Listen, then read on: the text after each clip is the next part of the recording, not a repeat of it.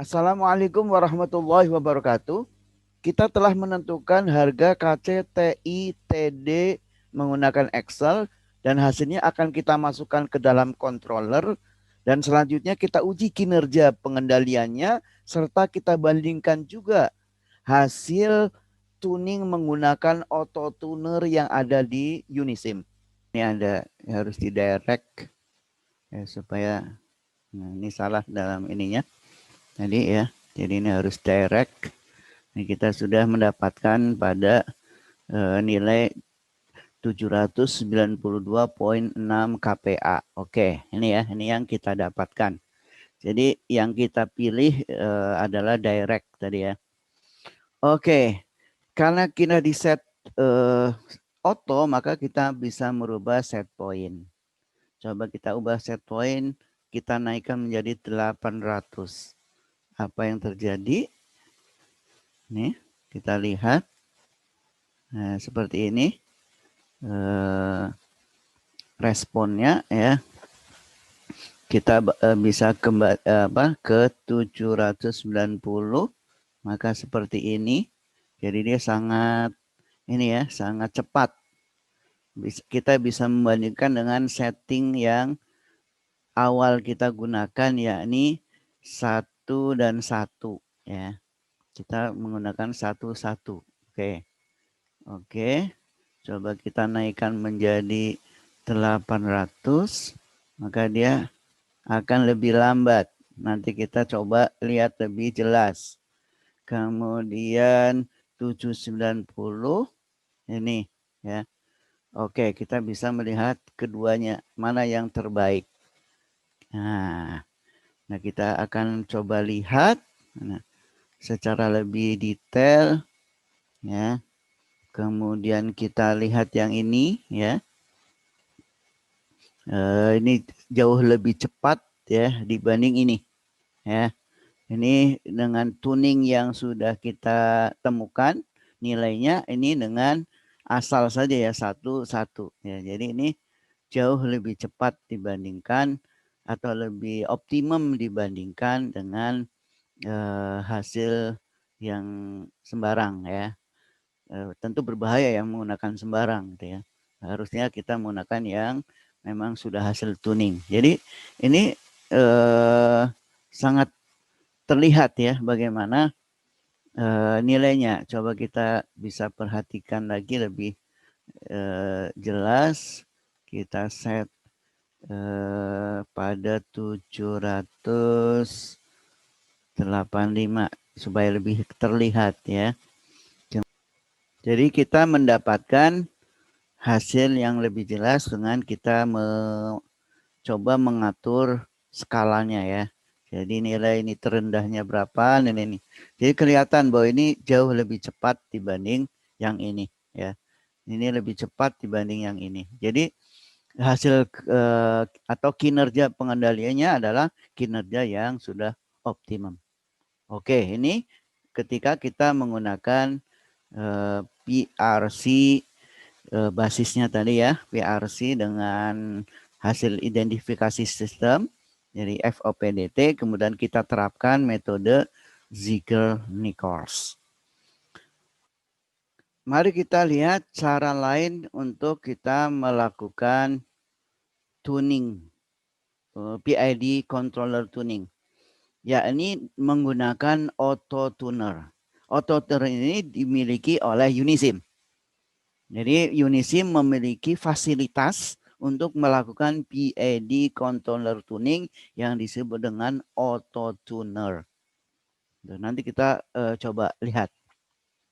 Sesungguhnya ketika Unisim menggunakan auto tuner, dia menggunakan metode sebenarnya dalam dia melakukan tuning, yakni menggunakan metode Tierce-Lieben tahun 96.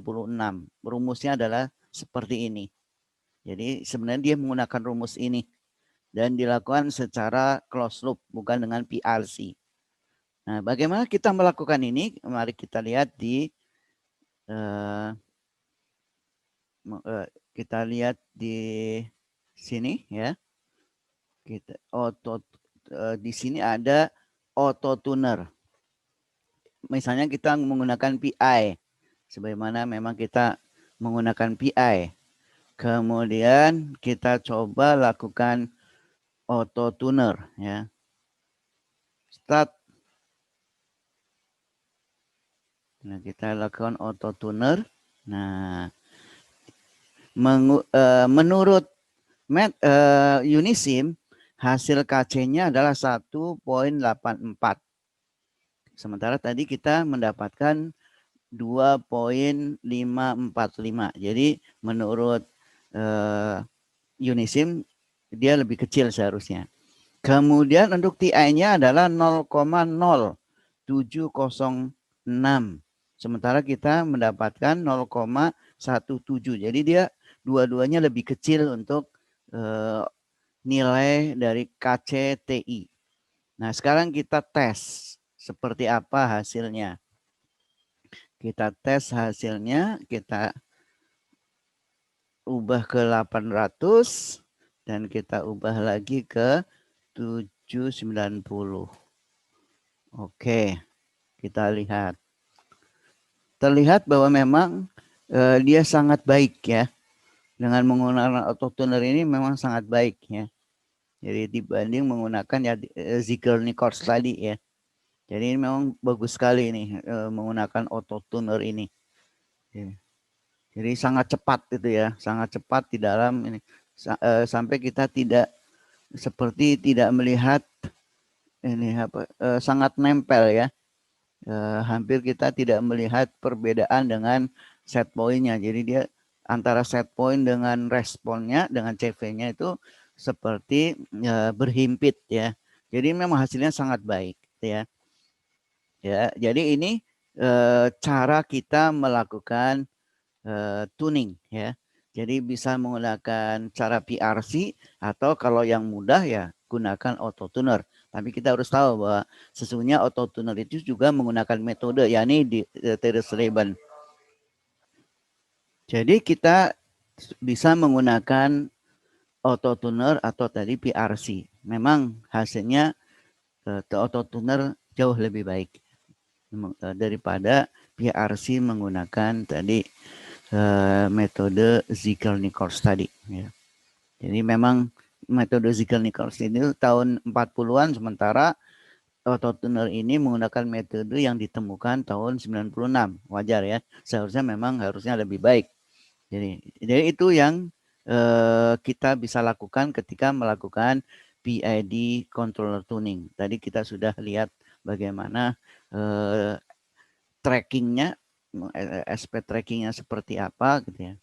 Kemudian apa ukuran bahwa kinerja pengendalian itu baik atau tidak? Ada beberapa indikator. Kita tahu bahwa PID controller tuning ini tujuannya adalah untuk mendapatkan kinerja pengendalian yang optimum. Ukurannya adalah ada banyak faktor. Indikatornya pertama adalah overshoot. Ya, jadi overshoot ini adalah yang disebut dengan lewatan maksimum. Ini nilai overshootnya ya.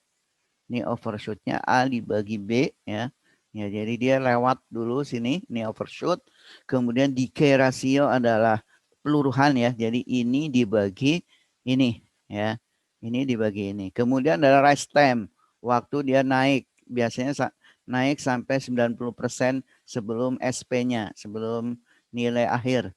Kemudian peak time ini adalah ini ketika waktu overshoot nih di sini. Ada settling time ketika dia sudah mencapai stabil. Yang dimaksud stabil bisa 2% atau plus minus 5%. Kemudian offset. Offset adalah tadi sudah kita jelaskan perbedaan antara SP dan nilai yang sudah stabil. Kemudian yang ketujuh ada IAE, Integral of Absolute Error. Kemudian yang kedelapan adalah Integral of Square Error atau ISE. Bagaimana menghitung IAE dan ISE ini seperti ini. Jadi di sini error supaya ini yang dihitung adalah luasan ini semua. Ini karena ada yang di bawah, ada yang di atas, bisa saling mengurangi. Maka supaya tidak saling mengurangi, ada dua cara, diabsolutkan atau dipangkatkan. Ya. Ini adalah parameter-parameter atau indikator kinerja pengendalian. Tentu yang kita inginkan ya semuanya ini adalah seminimum mungkin. Jadi ukurannya adalah ini memang harus dibandingkan, perbandingan menggunakan ini dengan menggunakan ini mana yang lebih kecil. Ya, itulah yang disebut lebih optimum. Gitu ya. Alhamdulillah kita sudah selesai membahas hal-hal yang terkait dengan simulasi proses kimia secara dinamik. Terima kasih atas perhatian Anda semua. Wassalamualaikum warahmatullahi wabarakatuh.